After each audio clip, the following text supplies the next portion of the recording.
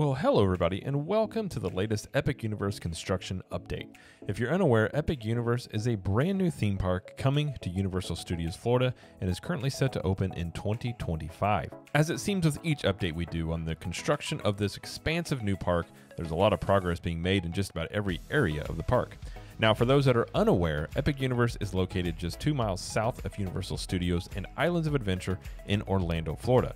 This new park will include brand new lands themed to How to Train Your Dragon, the Wizarding World of Harry Potter, Universal Monsters, and my personal favorite, Super Nintendo World.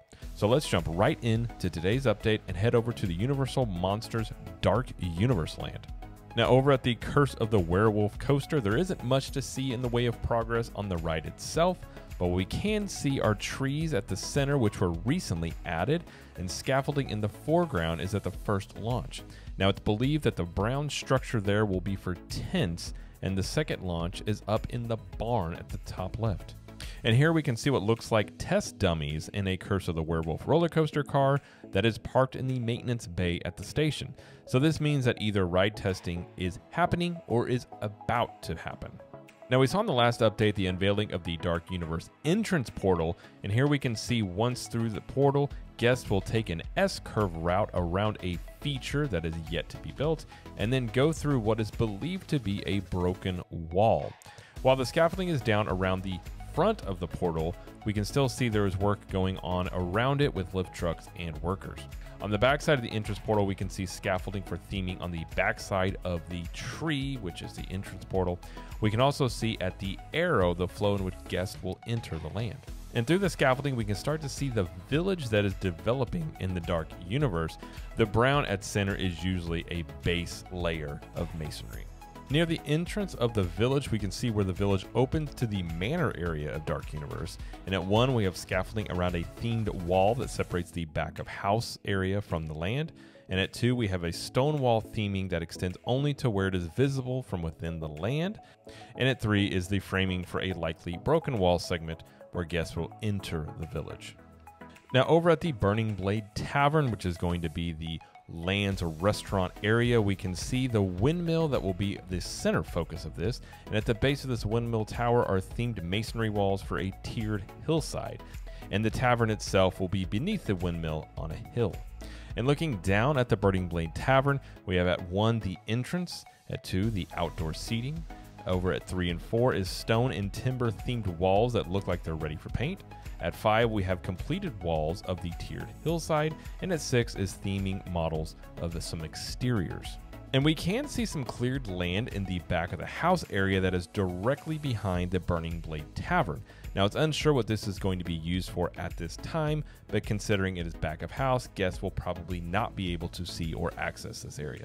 And here's a bit of a side angle looking at the areas near the Dark Manor that we can see. And at 1, we have the new wall section of a likely extended queue for the Manor ride. At 2 is a snack shop. At 3, we have stone walls ready for paint over at the Burning Blade Tavern.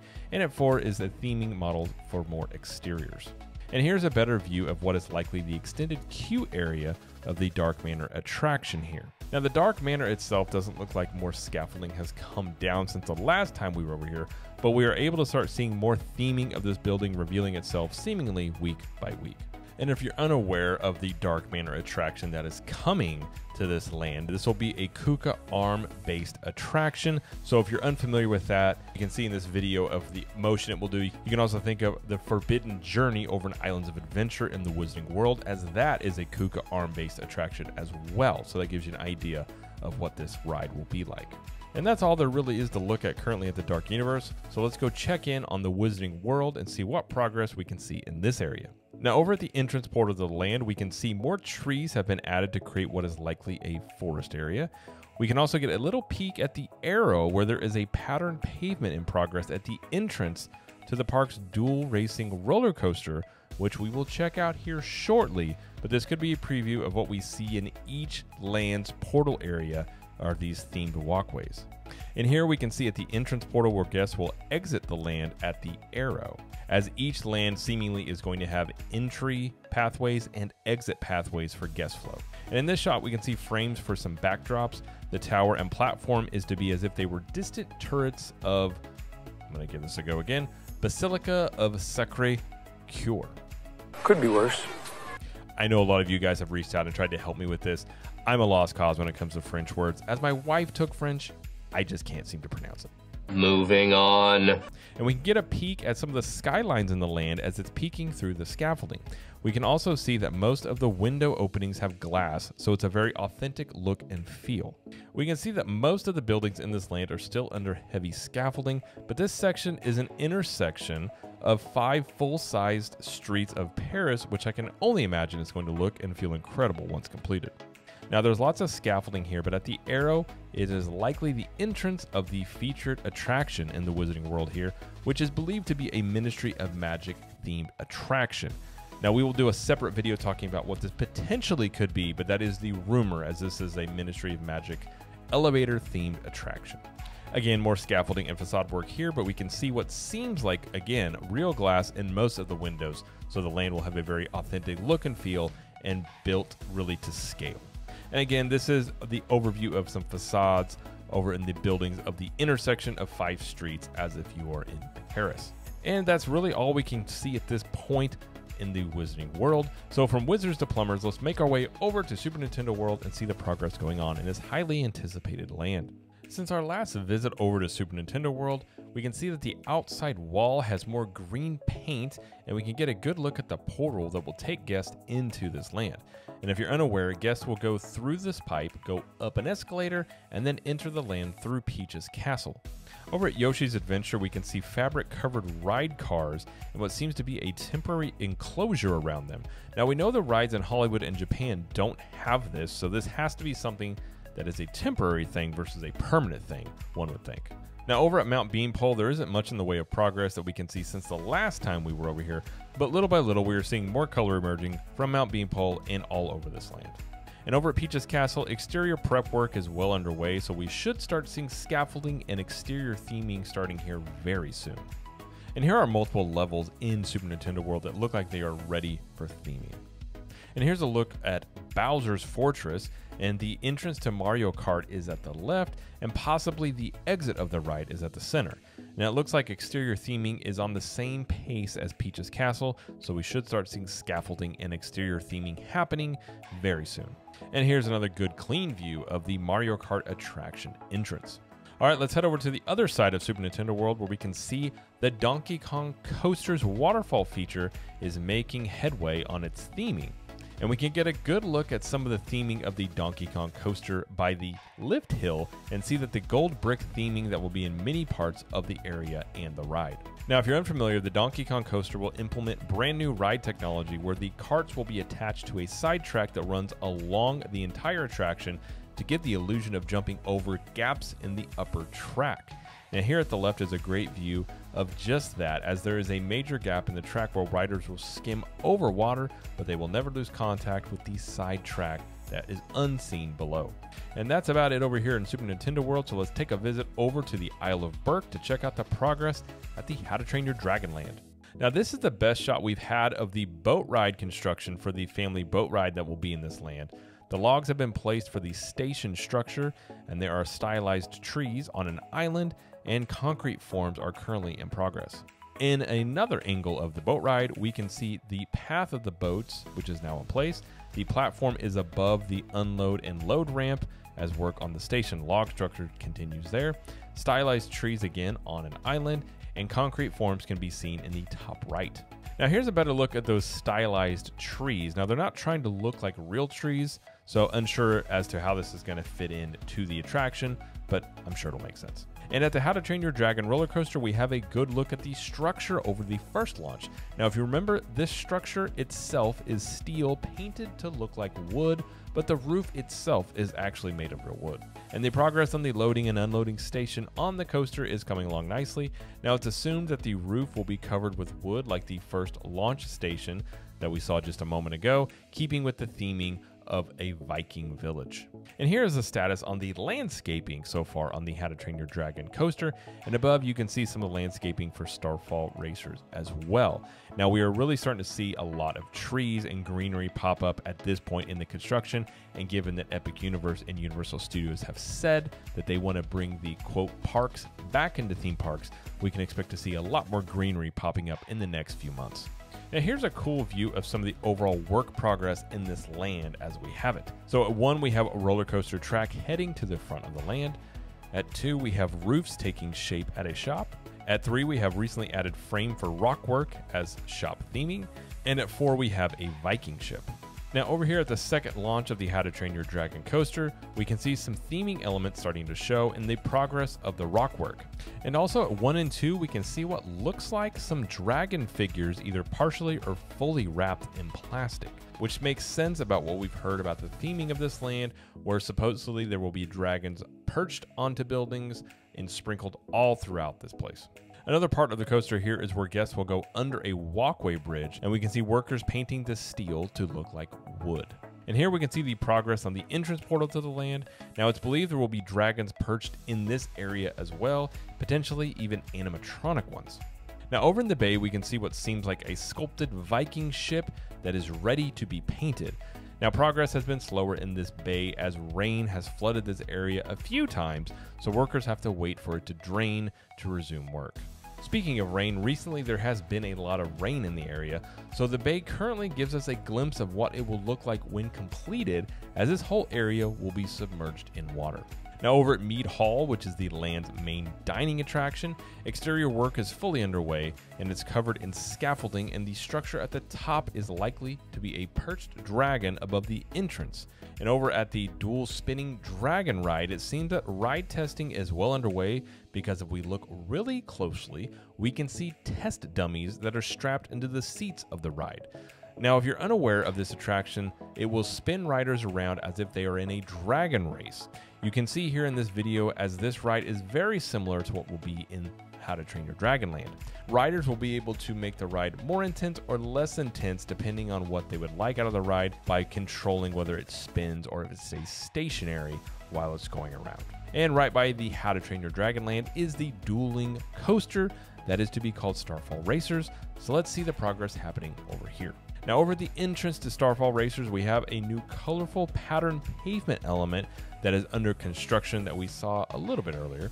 And if we zoomed out a little bit, we can see at 1 and 2, these walls that were cast a few months ago, which seemed a little odd at the time, now are perfectly aligned with the patterned concrete that is in progress. And at 3, we have recently added tall trees and shrubs, so again, more greenery being added all over the place. And here's the current status of the work on the front of Starfall Racers. At 1, we have the patterned concrete at the entrance area. At 2, we have brown and green hues applied to the central theming element. Now this might be base coats of paint and not part of the actual end theming here. And at 3, we have rebar recently added near curved frames. On the roof of the coaster station, there is now a waterproof membrane covering it now. Now there has been a lot of rain in the area like we said before, so we're unsure if this is part of the permanent structure being built or if it's a temporary preventative measure as construction underneath is still going on and they want to keep that dry. Now it appears outside of small things here and there, the majority of the work on the coaster that's left is at the entrance and main station area. The landscaping in this area also, again, is pretty much done along with the concrete paths under the track. These are not walking paths for guests though, but they are for boom lifts to do regular maintenance work, which you can see multiple boom lifts that are present in the paths now. Now staying in the center of the park, which will be known as Celestial Park, let's take a look at the progress in the rest of the area. And over at Constellation Carousel, we have what is either the first panel installed on the large dome or perhaps a test installation. Either way, it looks like the dome is on its way to being completed here pretty soon. If we zoom out a little bit from the Constellation Carousel, we can see at 1, the splash pad next to the cross park walkway. At 2, we have an S curve of fountains, which is in a water feature. At 3, we have a cross park walkway that is prepared for a concrete pour. And at 4, we have underground circulation and filtration for all the water features through the center of the park. Now in this unique look into Celestial Park, we can see at the top what is believed to be likely a barbecue restaurant. in the park, and the reason it's believed to be a barbecue restaurant is due to the chimneys that you can see at 1 and 2. Now pulling back even a bit more, we can see some perspective about the lay of the park as we can see it now. So at 1 and 2 are cross park walkways, at 3 is the portal to the Dark Universe, at 4 is the portal to Super Nintendo World, 5 is the portal to the How to Train Your Dragon Land, and 6 is the dual racing roller coaster called Starfall Racers. And here at the large in-park fountain, we can even get some more sense of direction. So at 1, we have the portal to the Dark Universe, 2 is the restaurant at the base of the in-park resort, and at 3, we have the portal to the Wizarding World, and at 4 is a restaurant, 5 is the patterned concrete over at the dual racing roller coaster, and 6 is the splash pad. Now taking a closer look at the fountain, we can see the tiered viewing areas that are in progress, and the feature at the right is centered with the in-park resort tower, which should provide some great views for guests there. Now not sure what this is going to be, but there is an interesting foundation between the portal of the Dark Universe and the Epic Universe main show fountain. There's several of these hexagons around the show fountain, in fact.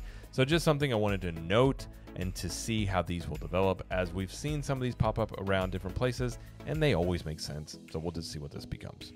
We can see some more progress being made on the splash pad that will be near the in-park fountain as well, and progress on the water feature that's part of the octagonal building that is going to be a waterside restaurant.